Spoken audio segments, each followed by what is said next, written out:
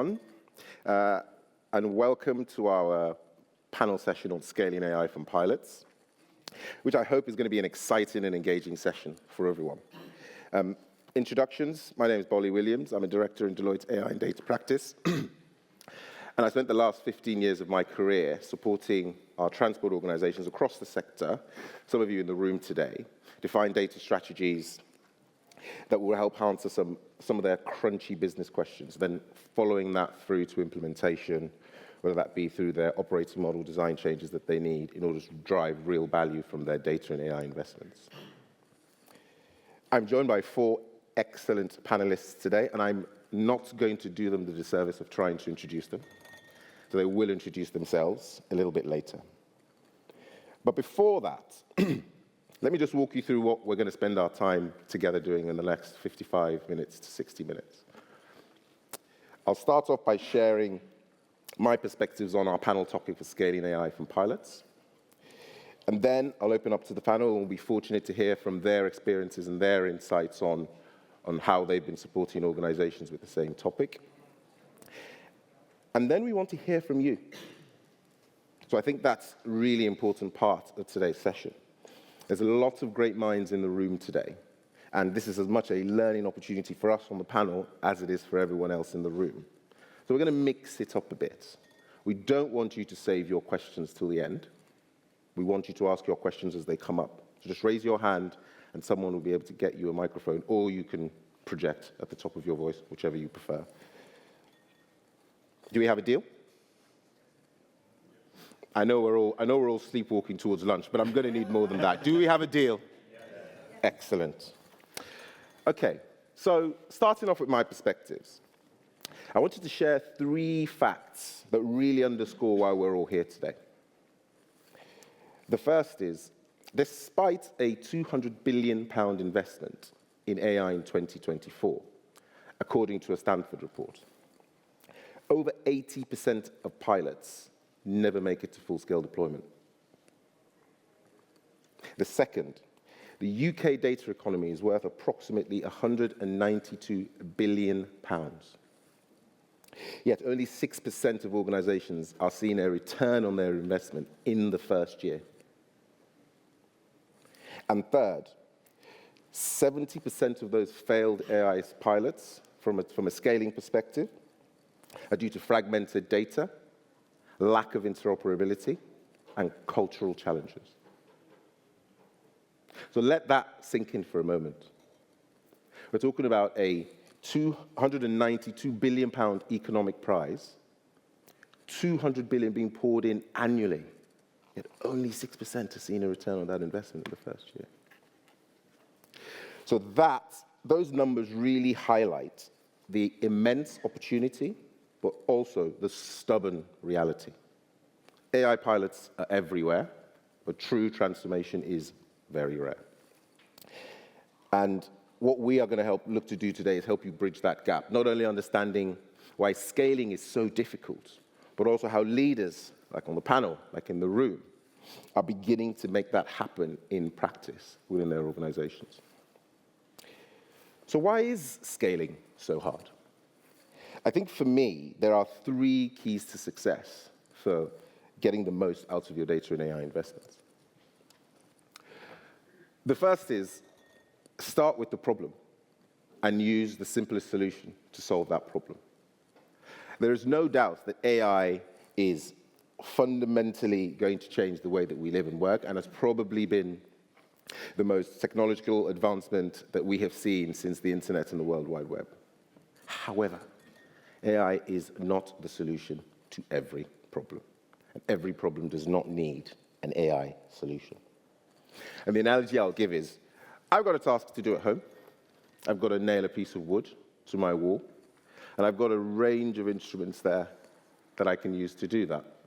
And a range of instruments that can use to attach the piece of wood to my wall. Now, 90% of the time, I only need to use a nail. But there are a number of other instruments there that I could use. And despite all the excitement with AI, we need to take a step back and really think about what problem we're trying to solve. And if AI is part of that solution, it's no longer enough to focus on proof of concepts and pilots. Organizations that are really making a change in this space are focusing on proofs of scale. AI solutions that can deliver reliably, repeatedly, and at a level of complexity that is required for real-world operations. And if the proof of scale can't be demonstrated, perhaps all you need is a nail. The second point is, compared to the best available human, not perfection. AI does not deliver flawless deterministic results. It is not a calculator. AI is fundamentally probabilistic. It makes decisions and it makes recommendations based on patterns in the data. But there is always a margin for error. And do you know where else there is a margin for error? Humans. So AI isn't perfect, nor should we ever expect it to be perfect. Organizations who are really advancing in scaling AI have really embraced this concept. Rather than asking, is the output from this AI 100% accurate? They're asking the questions, are the outputs that we're getting from AI offering enough of an improvement for us to deem them valuable, for us to deem them safe, and for us to be able to demonstrate the value in that investment? So the analogy I'll give here is with radiologists. Some skilled radiologists who have years and decades of experience miss a small percentage of tumors in their patients. AI systems and models that are trained to detect tumors also miss a small percentage of tumors in their patients. They are not perfect. But the real question is there enough of an improvement from using the AI system that means that it either matches or exceeds the outputs and the results from skilled radiologists?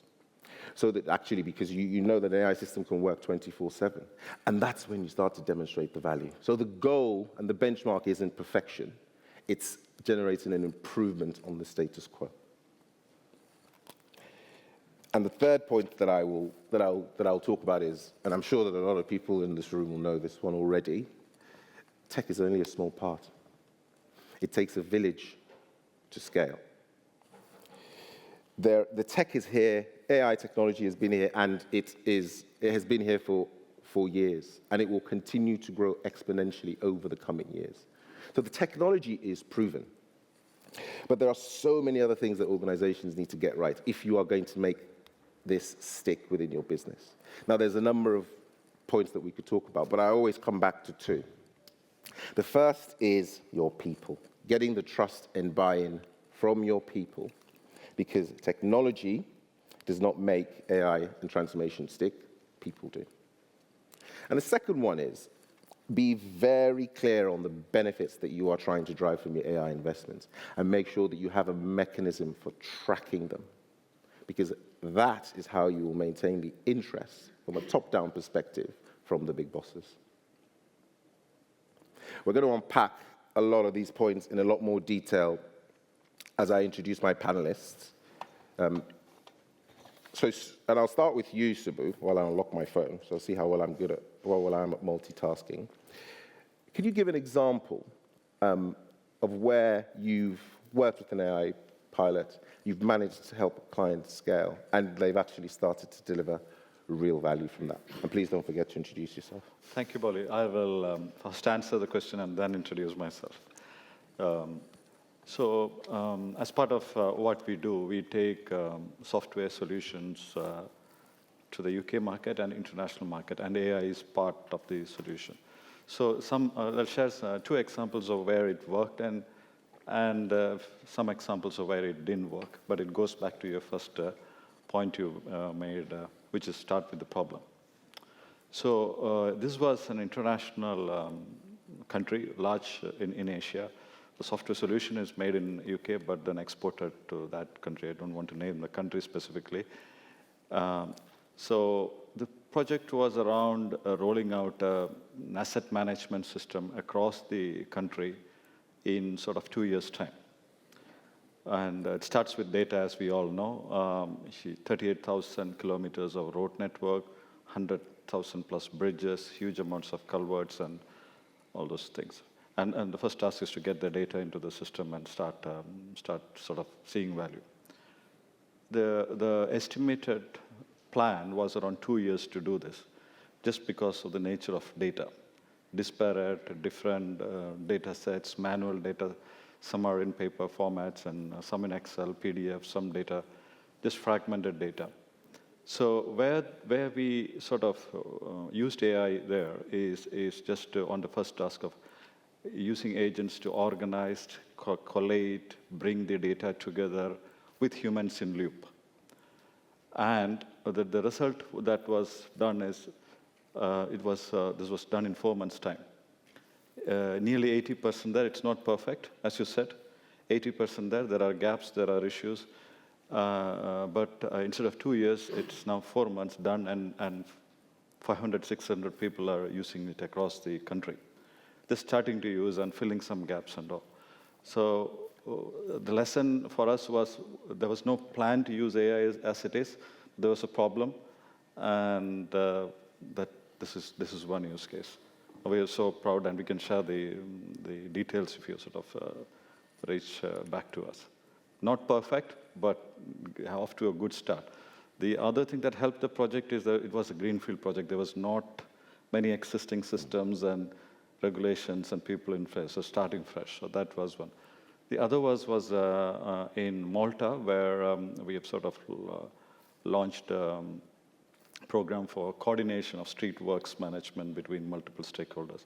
There's a political problem in the country, and conflict management. So like booking street works and utility companies need to be alerted. There are several layers of approvals, and it was getting challenging. It was taking just too much time. So there again, we had used AI, not fully solved the problem, but reduced a lot of the manual work, and 20% is there for humans. So these are the two cases where we sort of saw good success. Again, it started with the problem. There was no plan to use AI in the beginning, but use the right technology and solved. There are other cases where we have used AI, and which has stayed in pilot stage, because most of them sort of ended up as technology feasibility studies, and nice to have it really, yeah, it's there. I can't say it failed or anything, it worked, but it's stuck in small pockets. So those are the two examples I can say.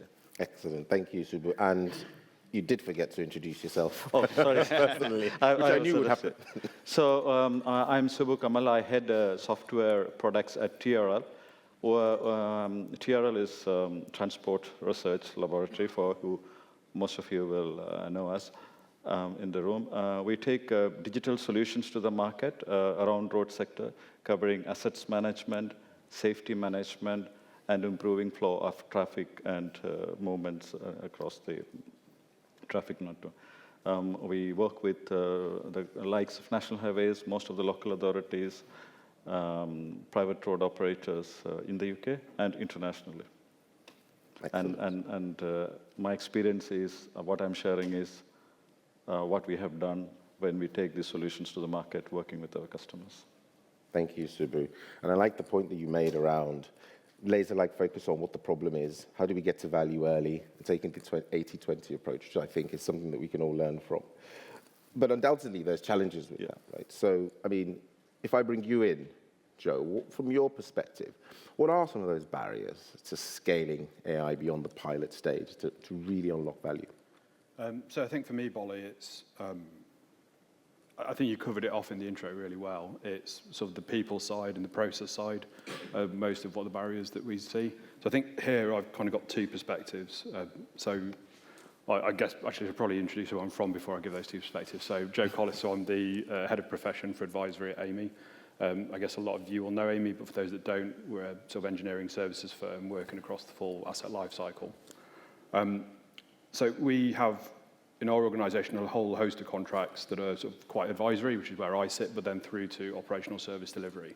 And I think I see there's probably at a macro level, it's the same underlying challenge. It's process and it's sort of commercial incentives. which sort of provide those blocks. But I think sort of how they manifest is different in what I see in the advice we give versus what some of my colleagues challenged with operational service delivery. So for the advisory side of things, I think we heard yesterday on the panel around sort of data and AI and innovation from Cameron at National Highways. A lot of the clients that we work with, very engineering-centered organizations, safety is absolutely paramount. At times, we see maybe a reluctance to be bold enough with the degree of change in process and operating model that is actually required in order to realize the true value potential from the pilot. And then if we're not able to actually make those changes through the pilot and the proof of value, then often the business case then doesn't stack up to go through the necessary development and change to actually scale that out. It's not something we see ubiquitously, but I think it is definitely a challenge that we've seen. And it's, and again, at the risk of repeating myself, I think it's the mindset shift needed that this technology isn't purely about just automating one single point in an existing process. This isn't about sort of looking for sort of a 2% efficiency saving. I think some of the projects that we've seen where we've sort of really been able to realize value, it's a complete redesign of how we're actually going to structure part of an operation. So I think we've got a couple of really interesting examples that we're currently working on where it's a client looking at completely reconfiguring how sort of like service operations are planned and scheduled. Previously, big investments have been made in sort of point solutions for scheduling and sort of deployment of resource.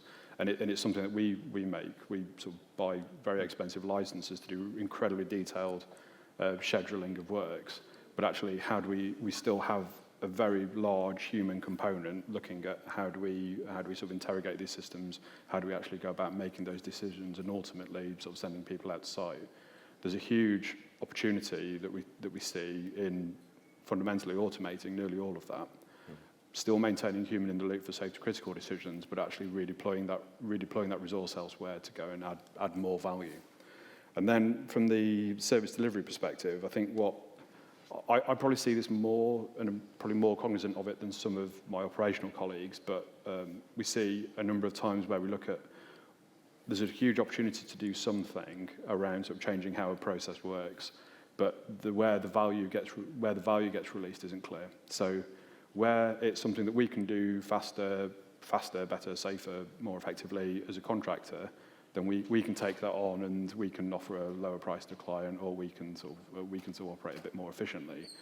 Where it's something that we can do in our contract that actually drives an improved strategic outcome for our end client, we often get locked into conversations around how do we recognize this commercially, how do we address sort of technical standards that are maybe set in another part of the organization to where we're contracting, how do we gain access and approval for use of data that potentially sits in another silo within the client organization, and then are we joined up enough as a consultant or contractor, and is the client sufficiently joined up enough so we can actually come together and work to deliver that benefit. Excellent, thank you, Joe. I'll take a quick pause. You don't have to wait for a pause, by the way, to ask your question. Your hand just needs to do that, if it can. And then we'll get a microphone over. Do we have microphones, please? That went up very quickly. It makes me slightly nervous. Are you able to project? Because the microphone is going to take about 30 seconds to get to you. Sorry? I had 2 cups of coffee today. Okay. I had 3. Okay, it's here. Thomas Zemaitis, Connected Places Catapult, the head of data and digital. Question for Joe. Nothing to be scared of. So let's say regarding the pilot, what you mentioned, like how the pilots, and the whole discussion today as well about the pilots, how they're being designed, and then, they don't address the problem, or a decision is not being made to scale up. So, well, it seems, okay, so is it not the problem of how the pilot is designed and how the outputs are monitored? And also, as you mentioned, the human, kind of 2 questions, but one question, whose fault is it? The second question is then what you mentioned about the human decision-making. again, kind of comes back to the trial design, how it's being designed as monitored outputs, one, and second one is who is accountable to make the decision after the trial is finished, as are we going ahead or are we not going ahead? So it seems that who's accountable from the client side, not obviously yours as you designed the... Yeah, I mean... Thank you. I'm not quite sure. I think my honest answer is I'm not 100% sure. I think what we've seen is we maybe have sort of technically oriented staff that then come up against other broader organisational barriers, and it's maybe we haven't gone through the process, and maybe actually some need to take a bit of responsibility of, well, have we helped the client manage their sort of internal operating environments sufficiently well to actually have a really good chance for success. I think it's definitely something we're talking about more with our clients now before we sort of enter into pilots. Well, actually, how difficult is the change going to be? I mean, we've always done this, right, with sort of data science and sort of like asset management type projects. How difficult is the change going to be to implement on the back end? I think it is just that much more, because the process changes, the possible process change is that much more radical now. We've got to work a lot harder to help make sure that clients are actually ready to adopt that change. And again, there's a real bias, I think, with some of this because the technical bit is much, much more exciting, and it's much more prevalent in the culture that there is a real bias towards doing stuff and trying stuff in this space than there probably was with, if I was talking about how do we use data more effectively, like to do asset management investment 3 years ago, well, 5 years ago, people are not probably that excited about it at the senior level of the organisation, and there probably isn't a dedicated role to promoting that in the same way that there now is with use of AI. Did that answer? I think that probably answered one of your questions. Is that okay? And Vicky, you want to come in on that? Yeah, I think it was one of the points I was going to make coming up around really, really important, that I think where we've seen failure is where there was no senior sponsor involved in the process, and I'd say it's absolutely essential when you're starting out this, and I think the ones where we've seen the most success is where there's been a very clear regulatory driver. So I think if you can hit those two boxes, then you've got some of the magic ingredients for the scaling, because that senior sponsor will unblock things, and some of the unblocking things will be access to the right people, access to right systems, maybe access to the right data. In the start of some of our projects that we put in now is we have project zero, like sort of part zero of our plan, which is like data acquisition, because we can't start the project until we've got the data. So we actually allow a month to acquire the data because we've run so many of those things, because you actually can't access it in the first. And there's enabling things that you need to do to that, like you need to be able to be, the cybersecurity stuff needs to be satisfied. There is so many things that need to be there. So you need some of these magic ingredients just to get started. Perfect. And let's build on that, Vicky, and also give you a chance to think about how you're going to introduce yourself. So you've talked about the senior leadership, and you've talked about organizations being ready to sort of support and deploy that, but how are organizations geared up for procuring AI-type services, in your opinion? Because we've all been through tenders where we're not quite sure what's being asked and what services are required to be provided, and therefore what responses. So how do you think organizations are set up for that, and what's your perspectives on what can be done in that space? I'll introduce myself now. I'm sort of an imposter to the conference here because I'm actually a director in digital water for Arup, and I concentrate on flooding, resilience, and sort of environmental impacts on infrastructure. The reason why I guess I'm here is because infrastructure has similar challenges across lots of different sectors, from fragmented data, public accountability, and actually I wouldn't be fair to saying it here because the one thing I'm really concentrating on is what the impact of climate change is on our infrastructure. It was designed hundreds and hundreds of years ago, and it's not fit for the actual weather-related patterns that we do. So a lot of my AI projects are in flooding prediction and impact on infrastructure. I want to talk about probably what Bolly was actually raising is on the procurement side. This is what we've found, certainly with the projects that we're working on, is the procurement set up in lots of, and public procurement as it stands and procurement as it's set up is not ready or is not in a place to be able to allow these pilots to become mainstream. And I think the history in the sectors are we're really used to traditional capital projects with very fixed specifications, known standards, legal T&Cs already set up. And actually the greatest help that I've found is working with our lawyer to actually work out how we can actually be procured for solutions, because what you tend to need on some of these AI pilots is a lot of different skills. And some of those skills are in the consultancy thing about what are the problem you're trying to achieve. But afterwards, you may need a software solution, which is software as a service solution. And in some of these, I've come across the procurement departments who aren't ready or haven't had the training or don't know how to do this to procure software as a service solutions. So they're blocked from the start. And I think we need to think about what are the enabling actions that we can actively take to make these pilots go forward. Excellent. Thank you, Vicky. And last but certainly not least, Mark, obviously please introduce yourself as well. So you've got experience actually scaling quite a lot of AI solutions, both within your organization and also internationally and nationally. How do you work with clients on interoperability, collaboration, making it stick, and really driving value out of those solutions that you've helped scale? Sure. So introduction first. I'm Mark Nicholson. I'm one of the founders and the CEO of a company called Viva City. At Viva City, we help cities to gather much better data to underpin their transport operations. We deploy sensors at large scale, which all have AI on board using computer vision in order to gather the data. We've now got 6,000 of those sensors around the world, working with almost every local authority here in the UK and in places like New York and Melbourne and other cities globally as well. So lots of experience scaling AI, not LLMs, but sort of the previous generation of AI, which is still encounters a lot of the same barriers and challenges. And just to touch briefly on Vicky's point around procurement, I would add two other things there. One, procuring large companies is one challenge. Procuring a smaller company like us is a separate challenge. But if you want a lot of the innovations, a lot of people who are driving the cutting edge of this, I think you need both sides. You need the consultants who bring in some of that breadth of experience across lots of different organizations, and you need the small product innovators who have the solutions.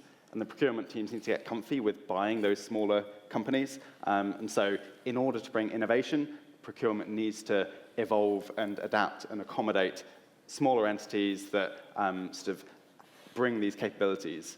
Second point around procurement would be data. And in the AI world, data is everything. Procurement teams are still stuck in an age of saying, well, we need to own all the data. But as a product company, if you want our product to get better across 150 different local authorities, we need to have the data so that we can actually do the iteration of the AI. And so there needs to be a shift in mindset around some of the legals, to your point, Vicky. Coming back to your question on how do we actually scale this and interoperability and how do we help cities to go further with this, I think it always has to start with that small proof of concept and that pilot piece. But the point of that is to bring people on the journey. Yes, it proves the technical capability, but to your point at the beginning, this isn't about the technology. This is about bringing everyone together, proving the use case, proving to the senior stakeholder that, yes, this is valuable, proving to the legal teams and the procurement teams there is a reason to buy this from someone who might feel riskier. And only once you've done that early proof, then you can start to scale. You can speak to multiple teams. You can get it across the organization. And that is how we've got to the point of having 6,000 sensors across many, many different local authorities, because we've gone through that journey with each of them, and it takes time. You don't realize huge value on day one. You need to find a tiny, narrow little use case initially, and then scale up to something bigger, and then scale up to something bigger. You end up city scale, and actually now we're starting to look at national capabilities. How do we merge data between authorities? How do we share some of that insight and that value? But that is very much the end game. It's not the starting point. So there's a long journey to get there. Excellent. Thank you, Mark. So it's about starting small but thinking big. Excellent. Any questions? Anyone want to jump in on a question? We've got a question up at the front here. Thank you very much.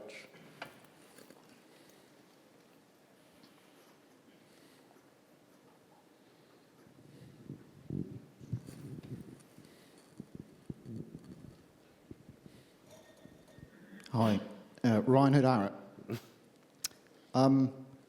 Slightly provocative. I could just replace scale with what I've heard largely. I could just replace scaling AI from pilots with scaling innovation from pilots. So what is different in terms of the barriers with respect to AI? Who wants to take a stab? I'll have a first go because this is my colleague, and I'm going to go. I'm going to come back to trust here. Like, this is new, and it's trust. And I think there has to be a point of going, what establishes trust in the people? Why would you use it? And I'm kind of thinking here in lots of cases is it shouldn't really replace your human. It should be making the best of the human that's in the process. And I think what we need to do in terms of that with the AI is think about what would it need to take to allow for people to trust what it's given. And that might take time, that might take test over time. But I think for us, it's like we all know, and I think if you use large language models, which you can have a frolic in your own time doing, it hallucinates, and it does that. So does it give the outcome? And it does need to have appropriate challenge. So I'd say, and I suppose you could say, well, that's the same for innovation for some of those. But you can look at proof of concepts and you can look at outputs of other types of innovation. But on the AI side, I think we need to establish what are those things that would regularize trust. Mark? And I would add two other things to that. One is around the role of data in this. And I think there is a common factor in all AI projects of data is at the foundations. And so I think there are ways that we can learn and make AI innovation faster than other innovation because we know where some of the barriers are. So if we can get that data piece sorted early, if that's part of the discussion before the proposal kicks off, then you can actually accelerate the later program. I think the second point I'd make is, again, around acceleration, because there is a moment in time right now where everyone is aware of AI and everyone's aware of the potential of AI. And so those senior stakeholders who might historically in a local authority be a little bit more risk averse, a little bit sort of more, the status quo works, why would we change it? Actually, AI is a bit of an unlock there because it says there is something happening in the ecosystem that is big enough that you should pay attention. And so obviously that shouldn't alone be a reason to do an AI project, but it perhaps opens the door a crack to doing more. So I view this as a way to make innovation faster as opposed to just replace innovation. I suppose the provocative answer back to Ryan also is to say, it's not different, is it really? Yeah. Excellent. Keep them coming, please. Malcolm Lord, Transport for Greater Manchester. Just building on that particular question as well, and some of the answers you mentioned earlier, Bolly, that quite rightly that AI is probabilistic, not deterministic, and you gave a great example about the consultants, etc.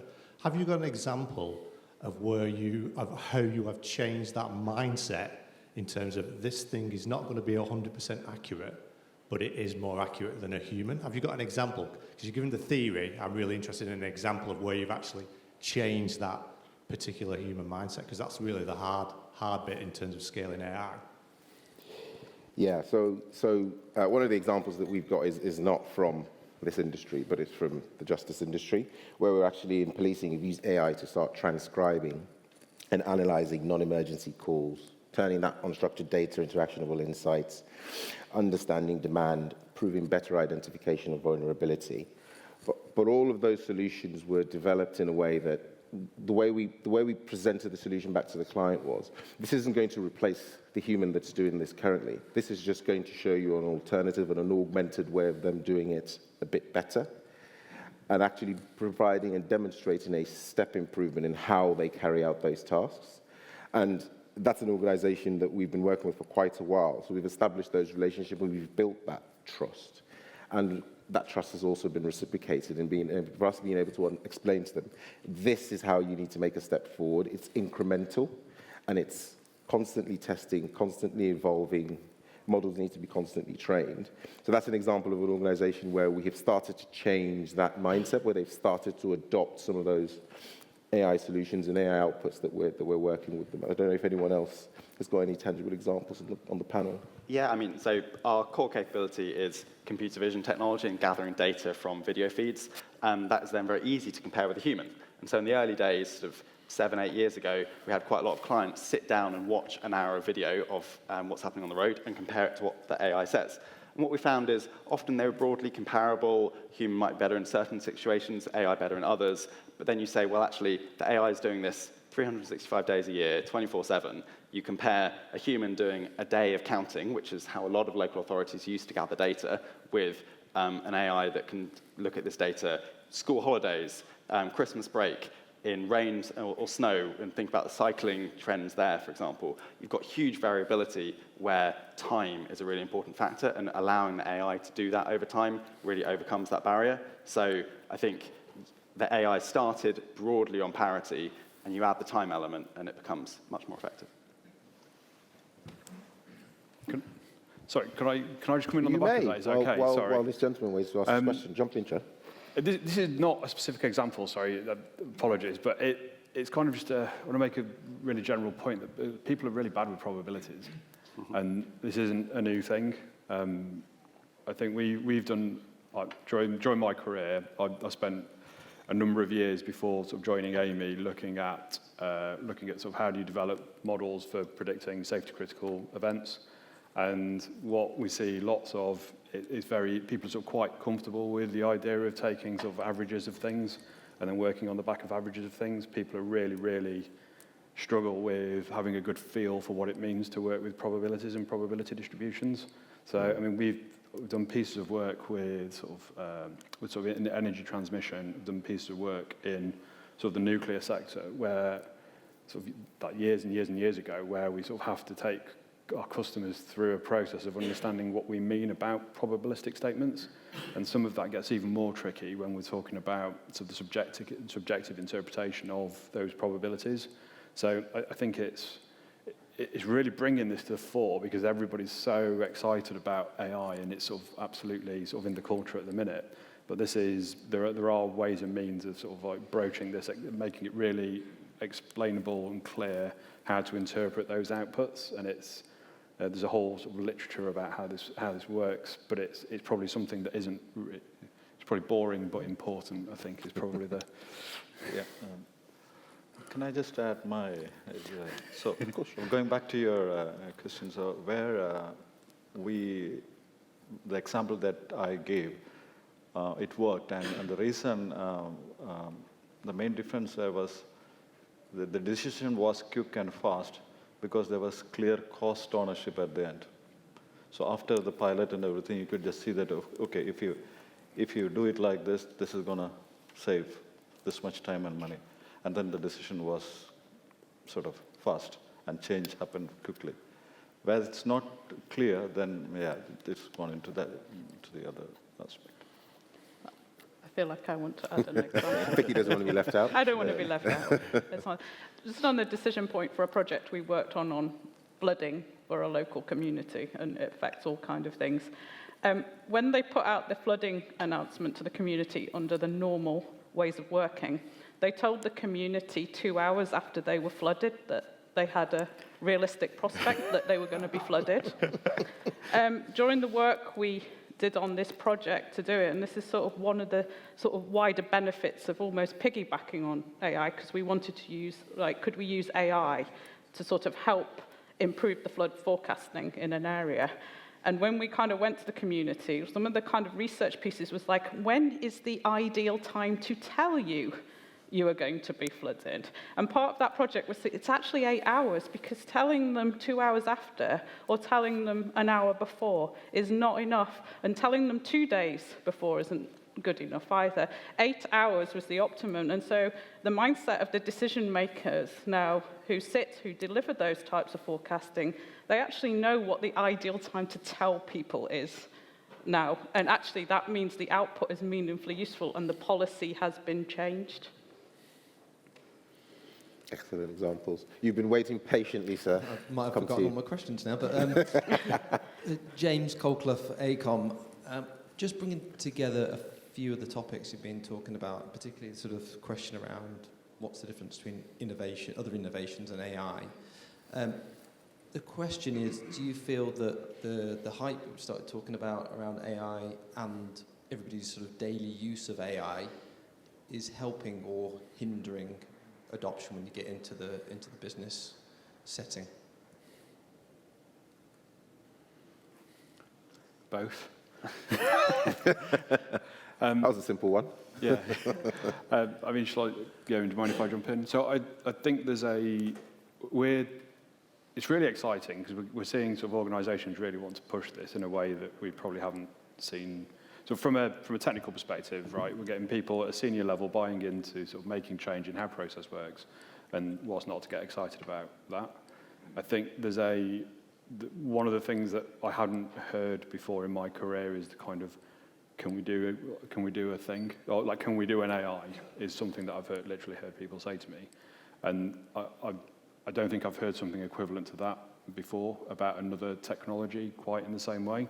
So I think with that, the sort of the hindrance I think is probably actually there's quite a lot involved in that, and it's not necessarily as yes, there is this huge potential, and it's great that we're having this conversation, but actually there's a bit of education around the hard work that's going to be needed to go in and drive that change. It's not we click our fingers and all of a sudden we've managed to save like billions of pounds. And I think the sort of part of the danger is some of the conversations that I'm hearing from some organisations.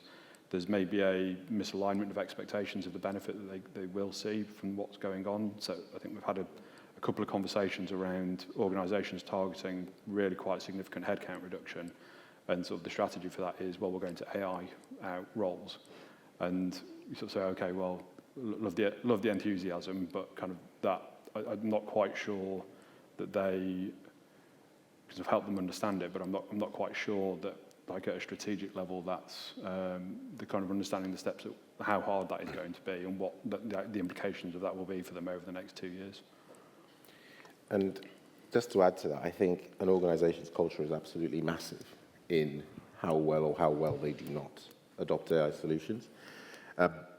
If I take the example of our own organization, where we've rolled out a number of internal solutions to support us be more productive, because a number of our practitioners are in a technical mindset and already been using AI either on their projects or in their own personal life, that adoption has been a bit smoother. Not perfect, but a bit smoother. If I compare that with I do a lot of work with National Rail, the National Infrastructure Manager in this country, and particularly in the timetabling space.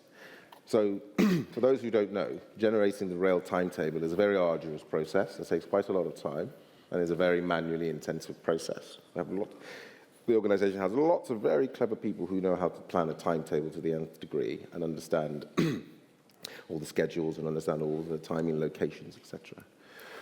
But actually, when you're generating the baseline timetable, that process inherently is probabilistic. The team actually take an initial guess on what they think, what they feel the operators are going to bid. But any attempts to sort of automate that process using AI has fallen flat, because actually the leadership don't see the association between the probabilistic outputs that the team are generating and how AI can help replicate that. It always comes down to, well, it's a highly intensive process. We need these people, we need these teams. This is how they've always done them. And that's the culture of that particular organization.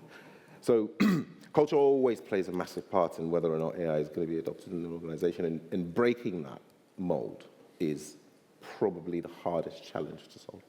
Yeah. I would add something on the culture piece of, I think with other waves of innovation, you see the early adopters push it, and those early adopters have a mindset and a culture where they're willing to take those risks and have things fail and try again and iterate.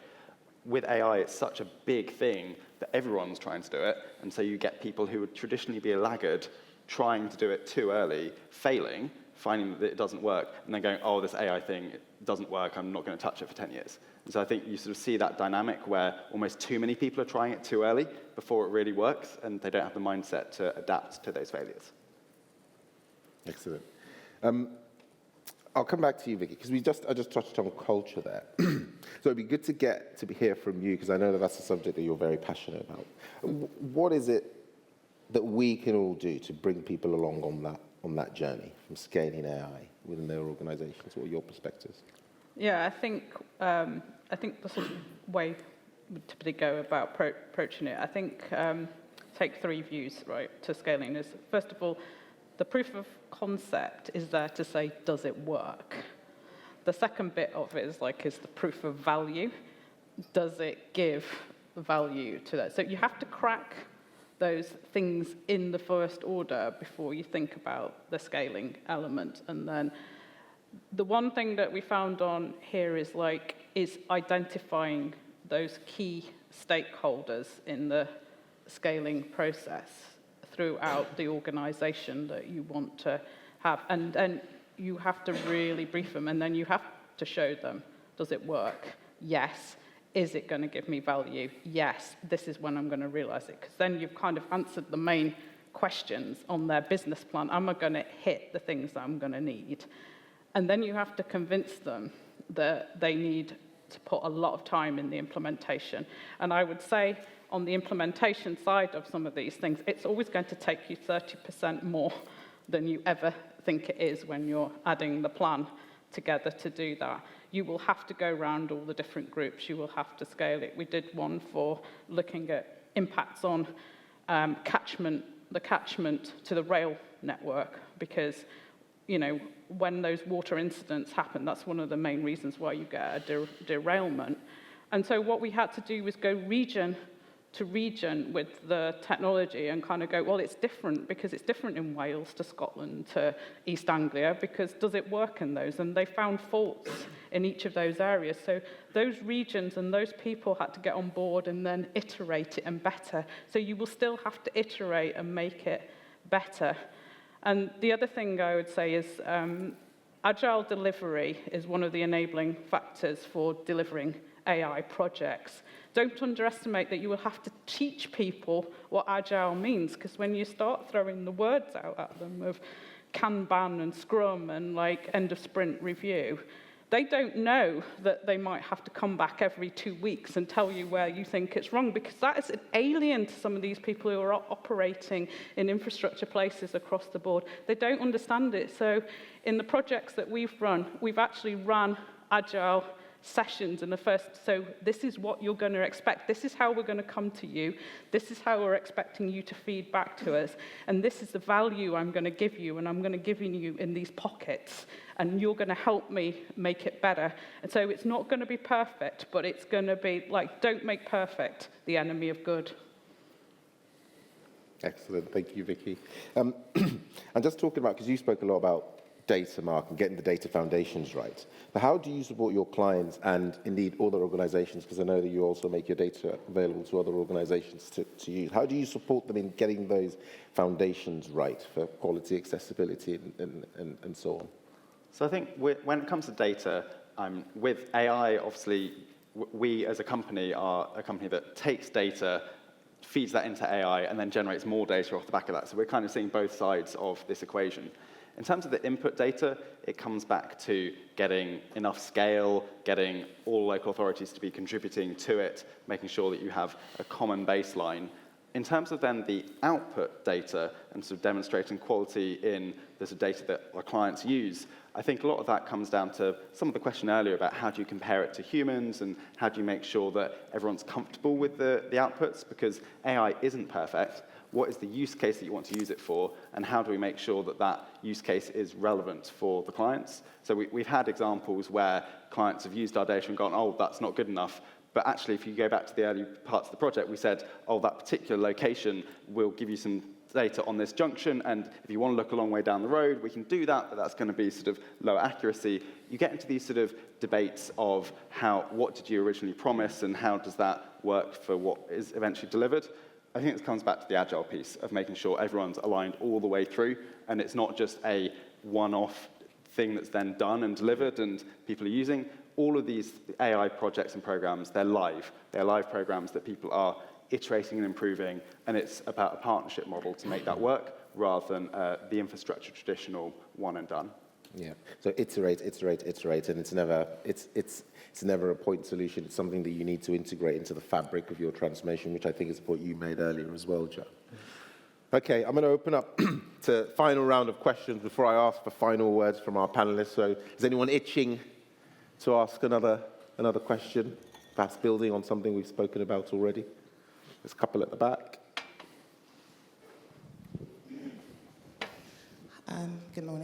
Martha Clyde from Capgemini. So just building on what's already been mentioned around managing expectations, and how do you support clients in managing their expectations of the actual impact of AI? So I think as, I believe it was Mark or Joe that mentioned that we would like an AI, but do they know the why? How do you support them in outlining the why, as well as ensuring that the value of it is still communicated in order to promote scalability? I could start on that, and I'll invite any of you to join. It aligns quite nicely to that agile concept. So we've developed a methodology which is called surges, which is basically delivering in agile sprints over a fixed period of time, which is usually 12 weeks. But the thing that's important about surges is we define a primary mission, and then we define a secondary mission. And a primary mission is the core output that we are going to have delivered, that's going to deliver tangible value for that client in that 12-week period. And all of our activities and scrums and how we organize our pods and the structure of the delivery team is geared towards that primary mission. And the secondary mission is there to basically identify, well, as part of delivering the primary mission, there might be other things that we can deliver alongside our primary mission that won't detract from it, but might help and enable it. So, for example, if you've got a 3-week surge that's looking at, how can we remove or how can we improve the efficiency of our back office finance function by 5%? So all of the solutions and suggestions and the way we organize ourselves will be geared towards delivering that primary mission. And what's important about it is, if that primary mission is not achievable, and we can see through our surge artifacts or surge sessions that we're not going to make that primary mission, then we abandon the surge. And that's what really helps with setting those expectations. It is very clear what we're going to get at the end of these 12 weeks. And if it's looking like we're not going to get there, we're going to stop doing it, and then we will define another surge. And it allows you to be quite iterative and quite agile and quite quick in how you think about unlocking value within an organization. Is there anyone else? Yeah, can I come in on that as well? So I think as well for us, we would also be looking at what is the type of value that we expect this to release. And so starting with organizational imperatives or things that are going to tie back to sort of organizational level KPIs, understanding then what are the value drivers within the organization for those KPIs, what are the decisions or actions that then enable those value drivers, and then we can get down into what AI, what data, is it the right data quality and all that stuff. But at least by starting with which I think you mentioned this at the beginning, Bolly, it's that starting with the end in mind and then trying to quantify at a high level what the target is for the end value that's going to be released. It sort of enables us to temper expectations and really clarify what is going to need to change within the organization, and is the size of the prize sufficient to justify the tech investment. One final thought on that. I think when setting expectations, obviously the expertise that the organization has in doing that before goes a long way towards it. AI is moving and changing so fast that expertise needs to be incredibly current. I think for us as a product organization rather than a consulting organization, we're very narrow but very deep in that space. So we understand that piece very well. You wouldn't want to get us to do anything beyond the data collection that we do, but in that area we are the experts. So I think trying to find the right partner to be able to set those expectations goes a long way. Excellent.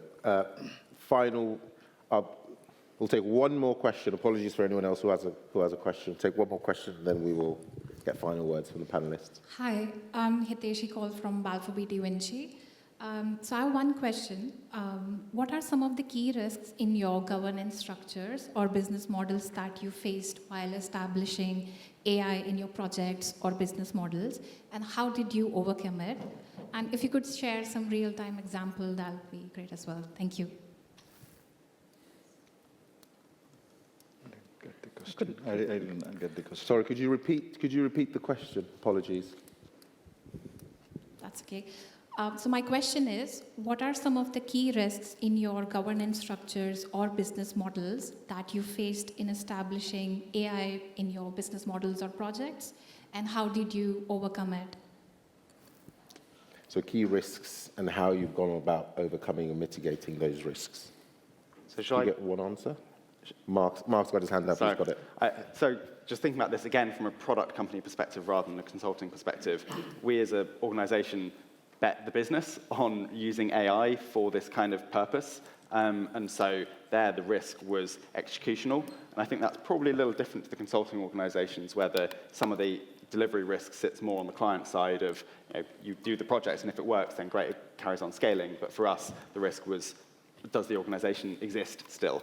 So I think it was at the foundation of who we are, and then that comes down to making sure you've got the right people to deliver that. One of my co-founders was an incredible technical guru and sort of had that breadth to be able to deliver some of that. So I do think different kinds of organizations have different risk profiles when it comes to this kind of thing. And for us, I say it was betting the business and building everything, the venture capital investment, the people that we hired, the founders of the business around that.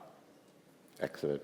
And final words for our panelists. So 1 minute each. Perhaps we stick with you, Mark, and then we go down the line. If there's one lesson that you've learned from supporting your clients with AI solutions that you wish you'd known earlier, what would that be? 1 minute each, please. So I think a lesson here, and perhaps more a lesson for clients as much as anything else, I think the mission alignment of the organization with the things that the client is trying to achieve is really, really critical. Over the last 10 years, we've built a lot of partnerships, and those partnerships have only worked because we've been focusing on the same thing as the clients. When we've tried to broaden our scope, it's tended to become more challenging. I think for us, being really narrow, being really mission aligned has helped because the space is moving so fast that you can't go too broad. Narrow helps. Thank you, Mark. Subu? Yeah, from my side, going back to the last question also, like 70% of the problem is around data. So as you get the data sorted out, rest of the models and AI technology will work. So focus on the data, not just on the AI side and the models, which is important. And the other point is around explainability. Like what we do, at the end of the day, the sector we are working, needs to be audited, freedom of information request comes in, everything is in place. So the explainability is a risk that needs to be considered right from the beginning in designing and developing products. One more point is around cost ownership, sorry. So if it's clear cost return of investment right from the beginning, then it makes it easy to scale. Thank you, Subu. 1 in 3. Yep. Vicky? I think probably being clear on the journey that you're on, that it's quite clear, like, does the technology work? If it's no, kill it. If it doesn't give you value, kill it. And then actually really put effort around the scaling and make sure you've got all the people, the process, and the technology in place to scale. I think what we found is in some cases people don't kill at POC stage and they don't kill at proof of value stage. And then go for it when those things have been hit and put the effort behind it. Then you'll get the results. And Joe? Maybe not provocative or to argue against anybody else. Like the data's super important, right? But I think there's the mindset that you have to get everything sorted out and perfect in the data before you can start doing any of this stuff is also not right. Yeah. So there's a huge amount that can be done. There are, contrary to what we've spoken about all the pitfalls, but there is a huge amount of stuff that can be done really quickly, really safely, really well with big efficiency gains. And we shouldn't let sort of an engineering mindset of we need to have infinitely detailed data of perfect quality before we start going on this journey. I think there is real value to be released. Super. Thank you, Joe. Thank you very much for listening and engaging with us. If there's only 3 things you remember from today, it is start with the problem and find the simplest solution. It's compare to the best available human. Perfection, it's not about attaining perfection, it is about attaining and unlocking value. And the third is tech is only a small part. The data is important. The culture is important. The buy-in is important. So make sure that whenever you're looking at these images, you're not just thinking about the tech solution. Thank you very much for listening to us, and see you later on in the conference.